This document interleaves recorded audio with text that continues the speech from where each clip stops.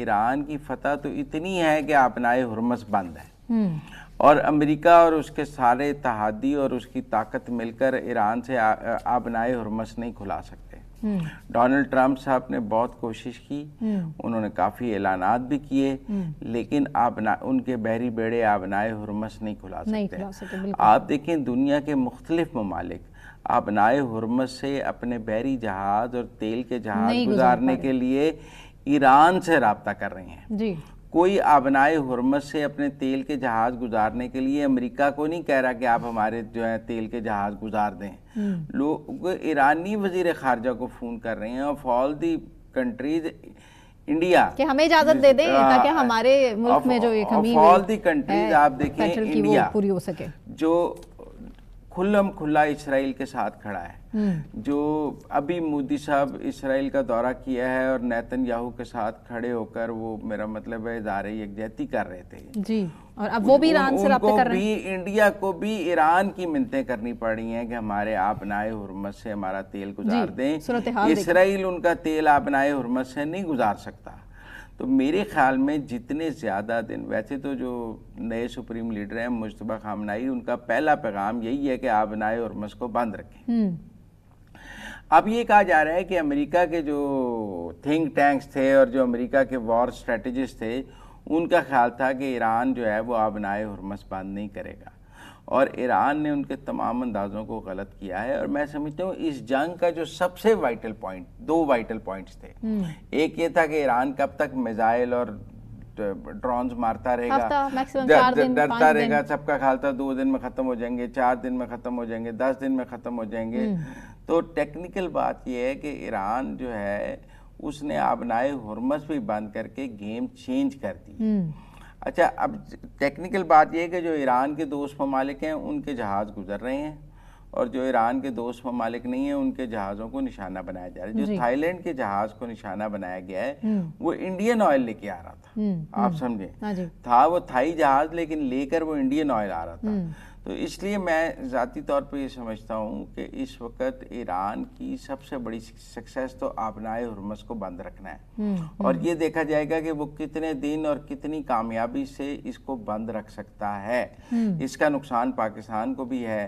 ہمارے وزیر پیٹرولیم نے کل ہی کہا کہ ہم لمبے راستے سے لے کر آ رہے ہیں، ریڈ سی سے لے کے آ رہے ہیں، اور پاکستان اپنے جہاز بھیج رہا ہے کیونکہ مارکیٹ سے کنٹینر اویلیبل نہیں ہے۔ تو ٹیکنیکل بات یہی ہے کہ میں یہ سمجھتا ہوں کہ جب تک ایران نے آبنائے ہرمز بند رکھنا ہے، امریکہ دباؤ میں ہے، اور امریکہ کے اوپر دنیا کے تمام ممالک کا دباؤ بڑھتا جائے گا، کیونکہ جاپان سے لے کے کوریا سے لے کے امریکہ کے جتنے دوست ہیں سب کو تیل کا بحران ہے، اور سب کا ایک پریشر ڈیولپ ہو چکا ہے، اور $100 سے اوپر پھر تیل چلا گیا ہوا ہے۔ ابھی آپ بڑا کہہ رہے تھے کہ ہم اس کی قیمت نیچے لے آئیں گے، تو نہیں لا سکے۔ تو اس لیے میں سمجھتا ہوں کہ ایک تو ایران کی کامیابی جو ہے وہ جتنی دن آبنائے ہرمز کو بند رکھے گا اتنی اس کی کامیابی کا جھنڈا چلتا رہے گا۔ مزمل صاحب، صورتحال اب ہمارے سامنے ہے، اور دوسری طرف جو اسرائیل ہے وہ ابھی بھی رجیم چینج کی خواہش لیے ایران کی جو عوام ہے ان کو سڑکوں پر نکلنے کی دعوت۔ آپ کے سامنے صورتحال ہے کہ کل یوم القدس کی ریلی کے اوپر جس طرح سے اٹیک کیا گیا، ایران کی عوام اس ٹائم ڈٹرمنڈ ہے کہ وہ کسی صورت یہاں رجیم چینج نہیں چاہتے ہیں، اور شہداء کے خون کا بدلہ لیا جائے گا، سپریم لیڈر کے ساتھ کھڑے ہیں۔ دوسری طرف جو ڈونلڈ ٹرمپ صاحب ہیں وہ کبھی دھمکی دیتے ہیں کہ بجلی کے نظام پر جو ہے وہ اٹیک کریں گے، اور ایران کا بھی اس کے برعکس ایسا ہی جو ہے وہ جواب سامنے آ جاتا ہے۔ جنگ خاتمے کی طرف آپ کو نظر آ رہی ہے؟ کیونکہ بیک فٹ پر تو جانا پڑے گا اسرائیل کو بھی، امریکہ کو، لیکن کیسے؟ دیکھیں، بیک فٹ پہ تو دونوں کو جانا پڑے گا، ایک کے جانے سے جنگ بند نہیں ہوگی۔ مثلاً اگر امریکہ اور اسرائیل بیک فٹ پہ چلے بھی جائیں اور ایران جنگ بند نہ کرے تو ان کے ایران کی 3 شرطیں مان لینا جو انہوں نے سامنے رکھی ہیں۔ دیکھیں نا، وہ تو بچگانا بات ہے نا کہ وہ تو سرنڈر ہے امریکہ اور اسرائیل کی طرف سے، وہ تو نہیں ہوگا نا۔ صورتحال تو اب ان کے خلاف ہی ہے۔ وہ آپ کی خواہش ضرور ہے، لیکن میں اسٹریٹجیکلی بات کر رہا ہوں، میں آپ کی خواہشات پر تو عرب کنٹریز کی بھی ہے، نہیں، تقریباً آدھی دنیا کی خواہش یہی ہے کہ اب سرنڈر کر دینا چاہیے امریکہ کو بھی۔ امریکہ کے اپنے اندر سے آوازیں اٹھ رہی ہے، اسرائیل کے اپنے اندر سے۔ نہیں، میں نہیں سمجھتا ایسا ہوگا۔ میرا خیال ہے یہ جنگ لمبی چلے گی، میرا خیال ہے یہ جنگ لمبی چلے گی، اور ڈونلڈ ٹرمپ کے مڈ ٹرم الیکشنز ہیں، وہ کسی قسم کی ہار افورڈ نہیں کر سکتے، وہ اس طرح کا سرنڈر لے کے امریکہ کے اندر مڈ ٹرم الیکشنز میں ضمانتیں ضبط ہو جائیں گی، کیونکہ آلریڈی ایبسٹن فائلز کا پریشر پہلے سر پہ. لیکن پھر بھی میں آپ کو بتاؤں الیکشنز تو ان کے سر پہ جو سب سے بڑا مسئلہ ہے وہ ہے کہ امریکہ میں الیکشن سر پہ کھڑے ہیں مڈ ٹرم، اور مڈ ٹرم الیکشن جو ہیں اگر ڈونلڈ ٹرمپ صاحب ہارتے ہیں تو ان کے ہاتھ سے سینٹ اور کانگریس دونوں نکل جائیں گے، اور اگر سینٹ اور کانگریس ان کے ہاتھ سے نکل گئے تو ان کے لیے تو اگلے 2 سال امریکہ پر حکومت کرنا بالکل مشکل ہو جائے گا، بجٹ ہی نہیں پاس ہونا. تو آپ کو لگتا ہے ابھی بھی حالات سازگار ہیں ان کے لیے؟ دیکھیں یہ تو اب فیصلہ کرے گا جنگ کا نتیجہ، جیت یا ہار. جیت کر امریکہ جاتے ہیں اور کیا سیل کرتے ہیں اس جنگ کو کہ میں جیت کر آیا ہوں، ہار کر جاتے ہیں آپ کی خواہشات کے مطابق ہار کے جاتے ہیں تو پھر کیا ہار چکے ہیں تقریباً. تو اس لیے میرا ذاتی طور پہ یہ خیال ہے کہ فی الحال ایران اس جنگ کو بند کرنے کے لیے تیار نہیں. جو سگنلز آئے ہیں وہ یہ ہیں کہ امریکہ اور اسرائیل اس جنگ کو یہاں پر یا اس کے بعد اس کو چند دن میں بند کرنے کے لیے تیار ہیں، لیکن ٹیکنیکل بات یہی ہے کہ ایران اب یہ جنگ بند نہیں کرنا چاہتا. جو مجتبیٰ خامنہئی صاحب کا بھی پہلا پیغام آیا ہے اس میں بھی بدلے کی بات ہے، ہر جانے کی بات ہے، اس میں بھی بات یہ ہے کہ ہم خون کا بدلہ لیں گے. تو میرا ذاتی طور پہ یہ خیال ہے کہ ایران اب یہ سمجھتا ہے کہ اس وقت یہ جنگ بند نہیں ہونی چاہیے، ہمارا جو نقصان ہونا تھا وہ ہو گیا ہے، اور جو اب امریکہ اور اسرائیل یا دنیا کا جو نقصان ہو رہا ہے وہ ہونا چاہیے تاکہ دنیا کو اندازہ ہو کہ ایران پر حملہ کرنا صرف ایران کا نقصان نہیں ہے بلکہ دنیا کے ہر ملک کا نقصان ہے. اب دیکھیں میں یہ سمجھتا ہوں کہ ابھی جو ایران کے پاس میزائل لانچرز اور ڈرونز موجود ہیں اور وہ روز چلا رہا ہے.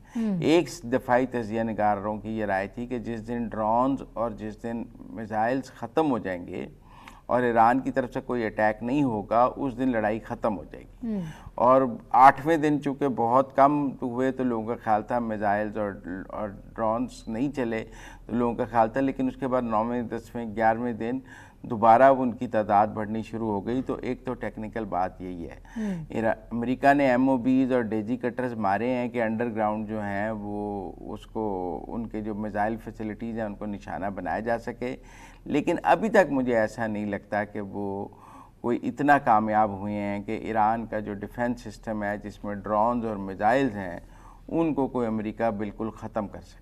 میں نہیں سمجھتا ابھی تک ایسی کوئی امریکہ کو کامیابی بڑی ملی ہے.